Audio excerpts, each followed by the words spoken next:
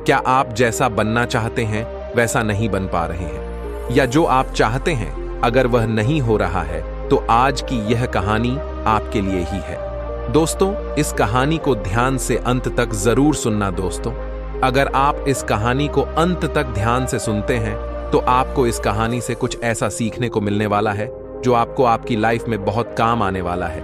इसलिए इस कहानी को अंत तक अवश्य सुने। लाइफ चेंजिंग गौतम बुद्ध की कहानी। दोस्तों, आज आपके पास जो कुछ भी है वह इसीलिए नहीं है कि आपकी किस्मत में इतना ही लिखा था या फिर आपकी किस्मत ही खराब है, बल्कि वह इसीलिए है क्योंकि आप इतना ही डिजर्व करते हैं। दोस्तों, यह प्रकृति बड़ी ही न्यायप्रिय है। ये उसे उतना ही देती है जीतने का।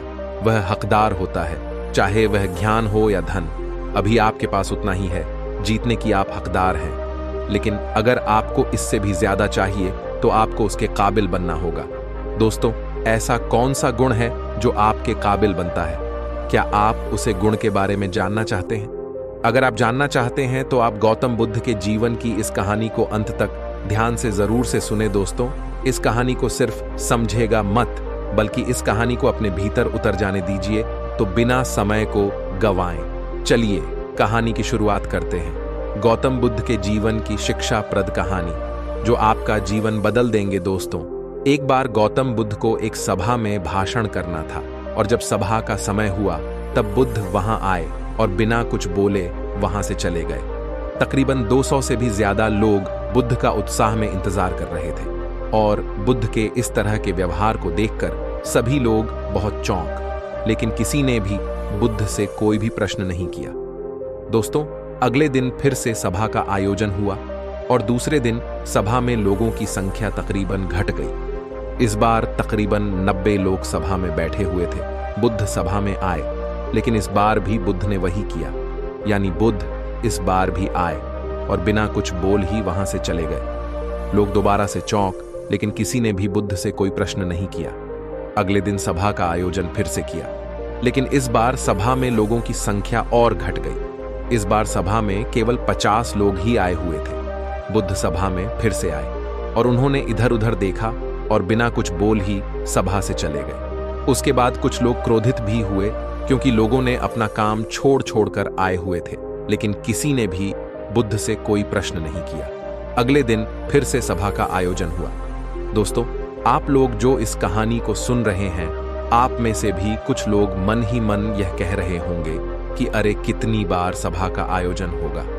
और आप लोगों को भी इस कहानी को सुनते वक्त इरिटेशन होना शुरू हुआ होगा, और जिन जिन लोगों को भी अभी इरिटेशन होनी शुरू हो गई है उन लोगों को तो यह कहानी बड़े ध्यान से सुनना और समझना चाहिए, क्योंकि यह कहानी आपके लिए ही है। अगले दिन फिर से सभा का आयोजन हुआ, लेकिन इस बार सभा की संख्या और ज्यादा घट गई थी, यानी इस बार सभा में सिर्फ 30 लोग ही थे। फिर उसके बाद बुद्ध सभा में आए, मुस्कुराए, और फिर से बुद्ध ने वही किया, यानी बिना कुछ बोल ही वहां से चले गए। इस बार भी लोग बहुत क्रोधित हुए, और इस बार लोगों ने पीछे से कुछ कहा भी और बरबराए भी, लेकिन बुद्ध ने उनके किसी भी प्रश्न का उत्तर नहीं दिया।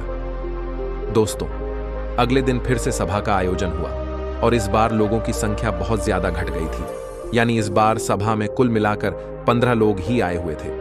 इस बार भी बुद्ध सभा में आए, लेकिन इस बार बुद्ध अपना आसन ग्रहण कर लेते हैं। फिर बुद्ध बोले, और बुद्ध ने उन 15 लोगों को उपदेश दिया, और वह 15 लोग ही बुद्ध के भिक्षु बन गए, और आगे चलकर उन 15 लोगों ने ही बुद्ध के ज्ञान को अलग अलग दिशाओं में फैला दिया। फिर एक दिन बुद्ध से किसी ने पूछा कि बुद्ध, आप कई दिनों तक बिना बोले ही सभा से क्यों चले जाते थे?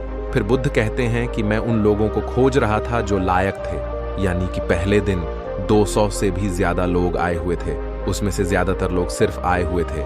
उन्हें मेरे उपदेश से कोई भी मतलब नहीं था, वह बस आ गए थे, और उसमें से ज्यादातर लोग सिर्फ देखने और सुनाने आए हुए थे कि सभा में क्या होता है।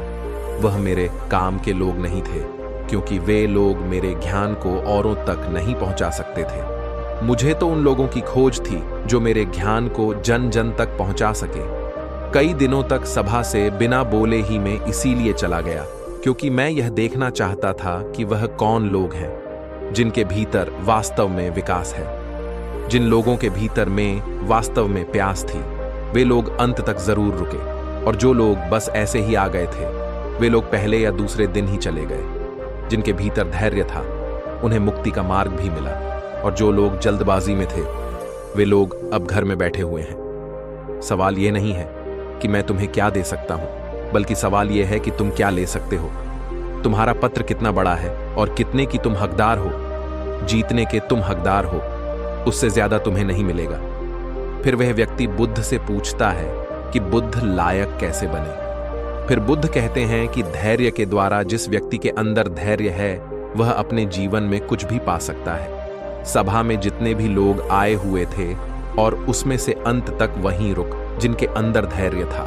चाहे तुम्हारे जीवन में तुम्हारा लक्ष्य जो कुछ भी हो, लेकिन तुम बिन धैर्य के सफलता के चरम तक नहीं पहुंच सकते। फिर वह व्यक्ति बुद्ध से पूछता है कि कोई व्यक्ति अपने भीतर के धैर्य को कैसे बढ़ाए।